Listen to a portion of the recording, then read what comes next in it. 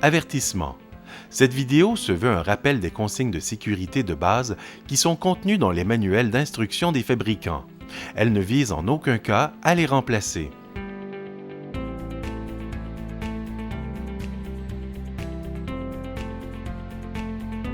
Il est très important de vérifier que les meules à votre disposition sont appropriés à l'outil que vous utilisez ainsi qu'aux tâches que vous effectuez. La vitesse minimale de rotation d'une meule pour une découpeuse varie selon la marque et le diamètre. Assurez-vous que la vitesse de rotation affichée sur la meule soit égale ou supérieure à la vitesse affichée sur la découpeuse. Vérifiez aussi que la meule corresponde bien au matériau que vous découpez. Le diamètre de la meule doit correspondre aux spécifications de la découpeuse. Il en est de même pour le diamètre de l'alésage.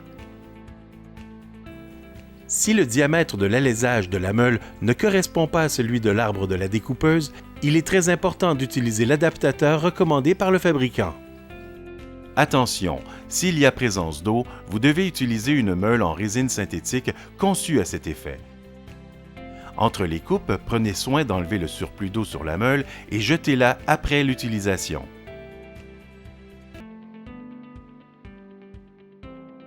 Inspectez la meule en résine synthétique et assurez-vous qu'elle ne présente aucune anomalie, comme une fissure, une ébréchure, une encoche ou des signes de fatigue.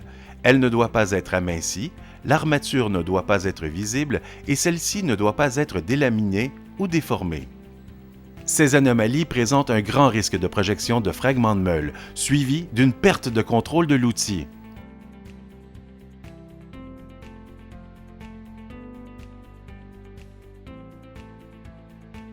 Inspectez la meule diamantée et vérifiez qu'elle n'est pas fissurée ou craquée.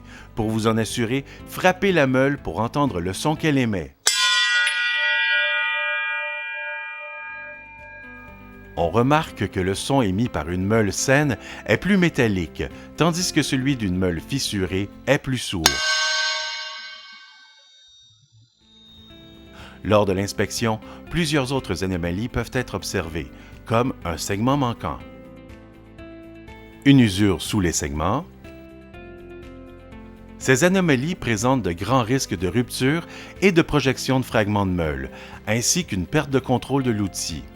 Ne pas utiliser une meule présentant l'une de ces anomalies. D'autres anomalies modifiant le rendement de la meule peuvent également être observées, comme des segments vitrifiés.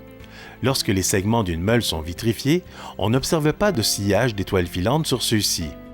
Mais il est possible de redonner le tranchant à la meule en coupant le matériel pour lequel elle a été conçue.